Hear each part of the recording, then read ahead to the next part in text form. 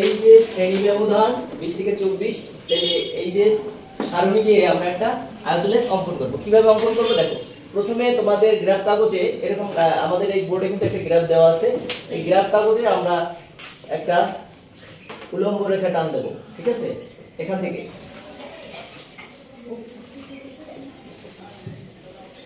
এই দেখো এরকম একটা রেখা টান দেব, একটু বড় করি। এরপর নিচের দিকে একটা টান দেব,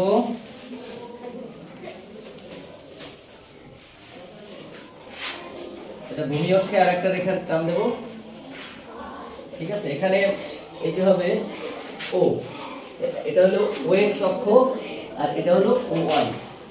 এবার দেখো দেখো আমরা এখানে নিচের দিকে মানে এখানে ভূমি অক্ষে নেব এই যে শ্রেণী ব্যবধান, এখানে 6টা শ্রেণী ব্যবধান নেব, 1 2 3 4 5 6, এই 6টা করে প্রত্যেক 2টা করে ঘর নেব এবং এখানে সর্বোচ্চ আছে সংখ্যা 7। এখানে আমরা দেখো প্রত্যেক 2 ঘরে 1 করে ধরব, 1 2 3 4 5 6 7। তবে এটা আরেকটু নম্বর ভালো হতো 7।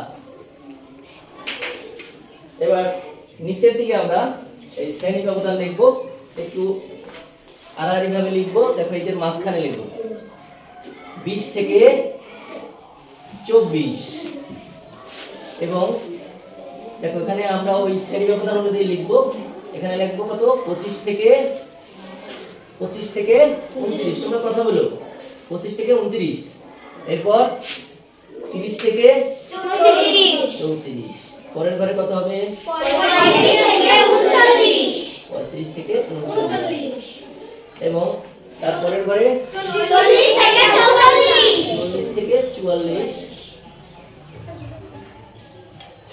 আচ্ছা, এরপর 45 থেকে 49। এখন আমাদের আসল কাজ শুরু। এভাবে এই পর্যন্ত তোমরা বুঝতে পারছো? বুঝতে পারলে এবার দেখো অনেক সহজ, ঠিক আছে? যাদের গ্রাফ আছে গ্রাফ দিয়ে আমি প্রথমে দেখাই, তারপর তোমরাই করবে। দেখো এখানে প্রথম যে সংখ্যাটা শ্রেণী ব্যবধান হলো 20 থেকে 24। আমরা এই শ্রেণী 20 থেকে 24, এখানে সংখ্যা হলো 2। তো এখানে আমাদের কাজ হলো এই যে 2 যে সংখ্যাটি এই সাথে একটা বিন্দু আঁকবো, এখানে একটা বিন্দু দেব, অর্থাৎ আমি যতটুকু ঘর করছি এটা। এবার স্কেলের সাহায্যে আমরা এটা একটা দাগ দেব, খেয়াল করো বুঝতে পারবা। এখানে একটা যদি স্কেলের সাহায্যে দাগ দেই,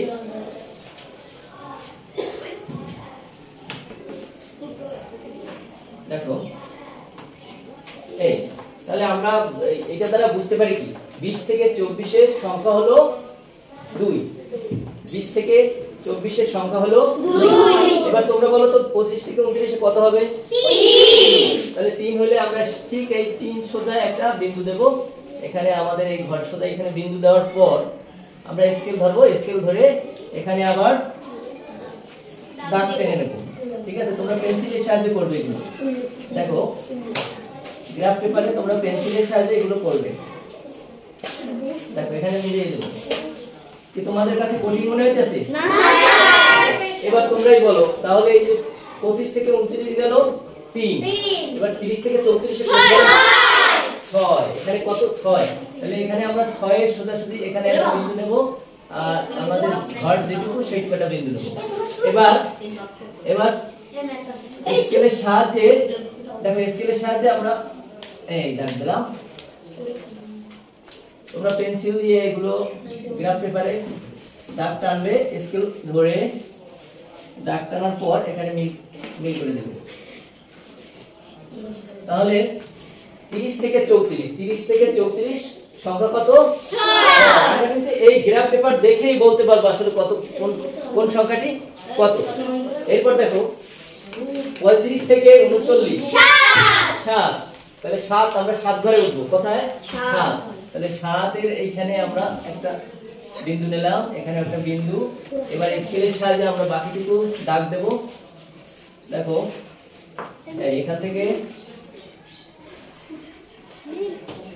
তোমরা ঠিক এভাবে স্কেলটা একটু সুন্দর করে ধরবে যাতে স্কেল সরে না যায়, সরে গেলে কিন্তু দাগ ক্লিয়ার হবে না, বাঁকা হয়ে যাবে দাগ। এই তাহলে এটা যদি আমরা এইভাবে ধরি, এই তাহলে 35 থেকে 39 দ্বারা বোঝাচ্ছে কত? 7। এবার দেখো 5 আছে, 40 থেকে 44 5, তাহলে 40 থেকে 44 5, তাই আমরা 5 ঘরে উঠব। 5 ঘর কোথায় আছে? এখানে, এখানে শুধু একটা, এই দেখো এখানে যদি আমি দাগ দেই, এক পাশে দাগ দিলেই হবে কিন্তু ওই পাশে আর লাগবে না, এই পাশে দাগ দেওয়া চলে। এখানে আমরা এইটার সাথে মিলিয়ে দেব, ঠিক আছে, এখানে মিলিয়ে। এরপর আরেকটা আছে 2, ঠিক এই 2 এর সোজা এখানে এই 2। হ্যাঁ, এখন দেখো এই 2 এর সোজা আমরা দাগ দিলাম, এক পাশে দাগ দিলেই হবে, আর এক পাশে দাগ অলরেডি দেওয়া আছে।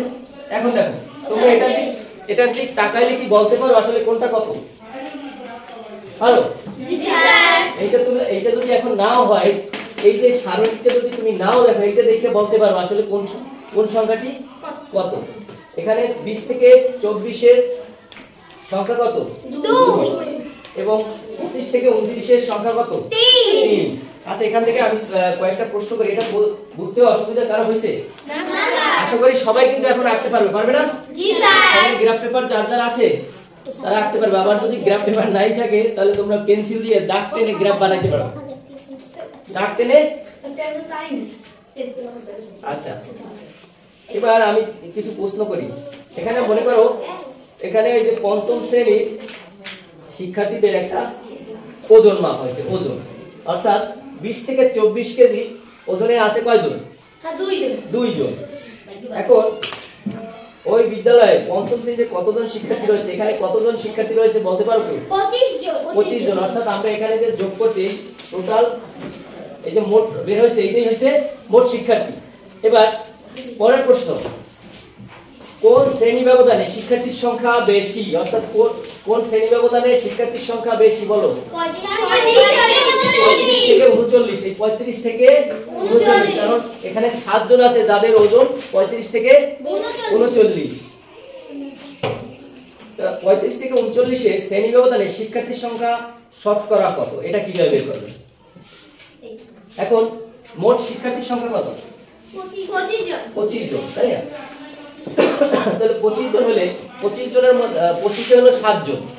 কয়জন? 25 এ 7 জন। এখানে তোমরা যদি শতকরা বের করতে চাও, 25 হলো 7 গুণ 100। দেখো কত? 4 25 100, 4 7 28, 28%। দেখছো উত্তর হয়েছে? জি স্যার। বুঝতে পারছো? জি স্যার। এখানে 35 থেকে 39 শ্রেণী ব্যবধানে শিক্ষার্থীর সংখ্যা শতকরা 28%। এখানে কিন্তু প্রশ্নের উত্তর দেওয়া হয়ে গেল, ঠিক আছে? এখানে তোমাদের আরো কিছু প্রশ্ন। 29 কেজির ওজন সমান অথবা কম ওজন সম্পন্ন শিক্ষার্থীর সংখ্যা শতকরা কত?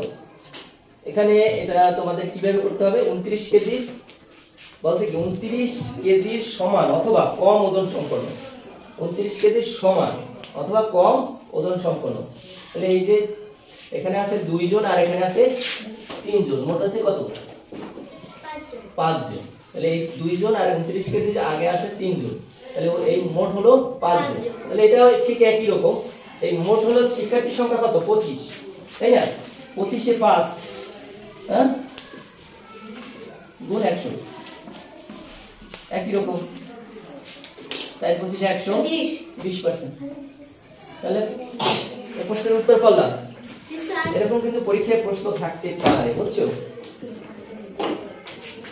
আমার মনে হয় আর কোনো সমস্যা নাই, আছে? আছে? তাহলে সমস্যা থাকলে বলবা। আছে?